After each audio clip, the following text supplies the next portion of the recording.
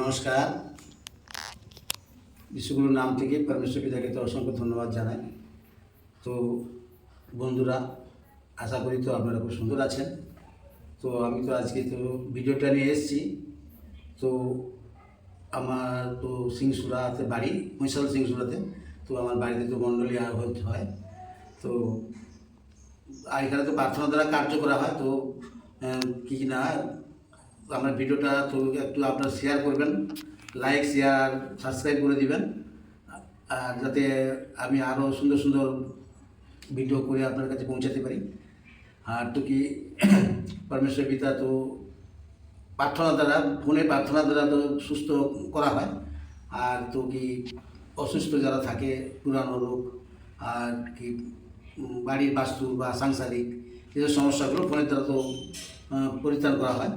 তো আমার ভিডিওতে ফোন নাম্বার তো আছে, তো ফোন নাম্বারে যোগাযোগ করবেন। তো আপনাদের পরিত্রাণ সুস্থ করার জন্য তো চেষ্টা করব।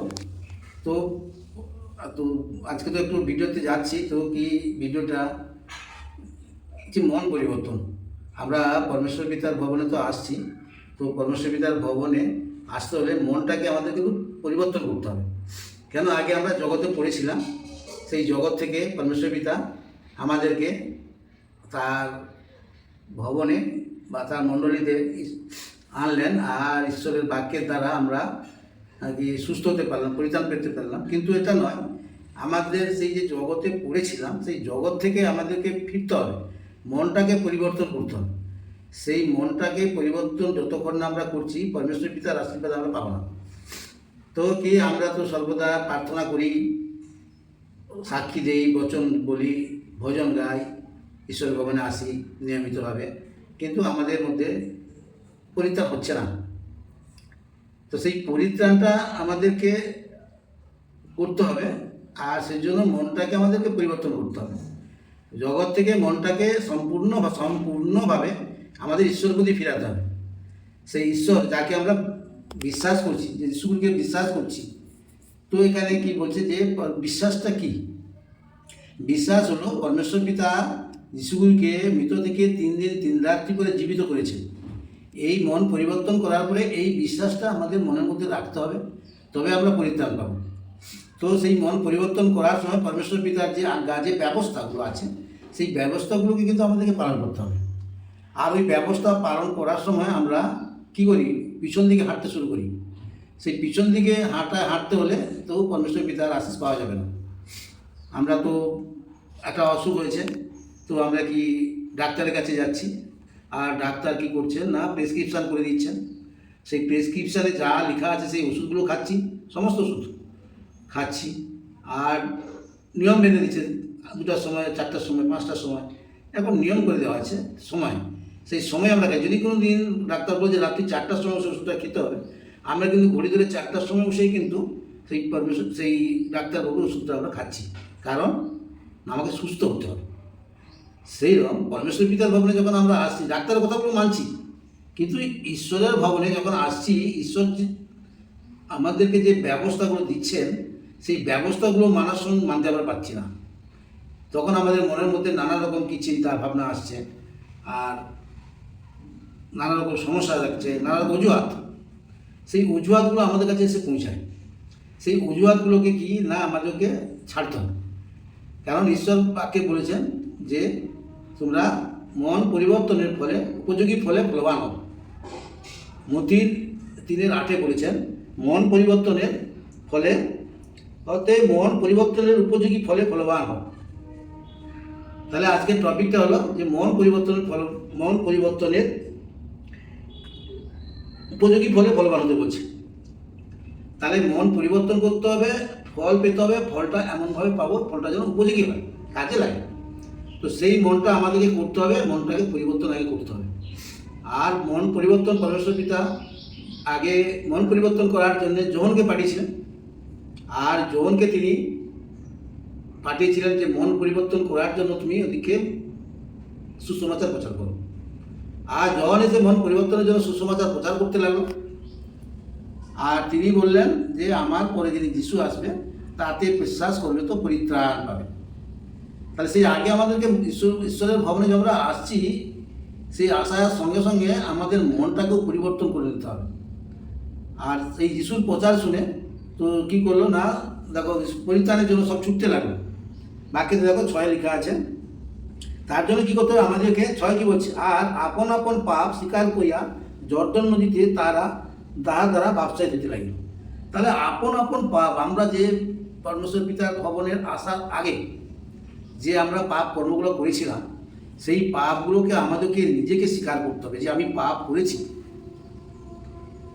তবে মন পরিবর্তন করা যাবে।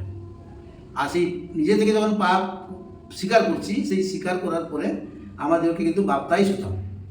আর সেই বাপ্তাইজটা হলো যোহনের বাপ্তাইজ, মন পরিবর্তনের জন্য।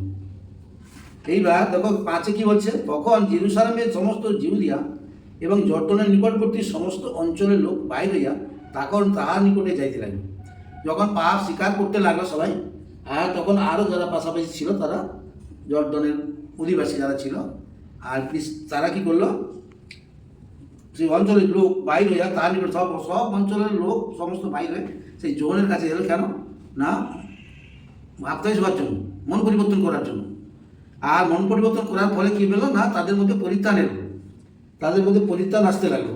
সেই জন্য তো তাদের দেখে কী করছে, সাথে কী বলছে দেখো 6 সাথে বলছে, কিন্তু অনেক ফরিসী ও শুদ্ধকি বাপ্তিস্মের জন্য আসিতে দেখিয়া তিনি তাহাদের কইলেন, হে সর্পের বংশেরা, আগামী কোপ হইতে পলায়ন করিতে তোমাদেরকে কে চেতনা দিল? সেই শুদ্ধকি ফরিসীরা আগে কি করতো না, অহংকার করতো যে আমাদের মধ্যে কোনো পাপ নেই, পাপ বলতে কি বুঝিনি, তাদের মধ্যে এই অহংকারগুলো ছিল। আর জনের দ্বারা যখন মন পরিবর্তনের বাপ্তিস্ম হচ্ছে, তখন পরিত্রাণ হচ্ছে, তখন তারা থাকতে পারেনি, তারাও কিন্তু কি করলো না, দলে দলে আসতে লাগলো। তাহলে আমাদেরকে সেই সুসমাচার প্রচার করার জন্য পরমেশ্বর পিতা আমাদেরকে সেই কার্য দিয়েছেন। আমরা যেন সেই সুসমাচার প্রচার করি, যাতে যাদের মনটা পরিবর্তন হয় সেই ঈশ্বরের কার্য বাক্য শুনে।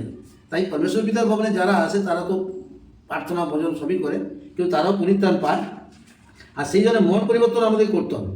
মন পরিবর্তন না করলে কিন্তু হবে না। তাহলে সেই মন পরিবর্তনটা না করলে আমরা প্রার্থনা, তারপর আমি একটু জোহনে যাচ্ছি, জোহনের 15-তে কি বলা আছে দেখো, আমি প্রকৃত দ্রাক্ষালতা এবং আমার পিতা কৃষক, আমাদের স্থিত যে কোনো শাখায় ফল না ধরে তা তিনি কাটিয়া ফেলিয়া দেন, এবং যে কোনো শাখায় ফল ধরে তা পরিষ্কার করেন, যেন তাহাতে আরও অধিক ফল ধরে।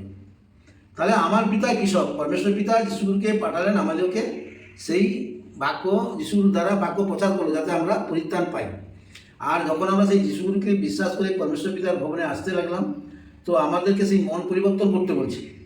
তাই সেই মন পরিবর্তন করার পরে কী বলছে না, আমি প্রকৃত দ্রাক্ষালতা এবং আমার পিতা কৃষক। তাহলে আমি দ্রাক্ষালতা, আমার পিতা কৃষক, পরমেশ্বর পিতা সদাপ্রভুর কথা বলতেছেন। আমাদের স্থিত যে কোনো শাখায় যে ফল না ধরে, আমাদের স্থিত যে কোনো শাখায় ফল না ধরে তাহা তিনি কাটিয়া ফেলিয়া দেন।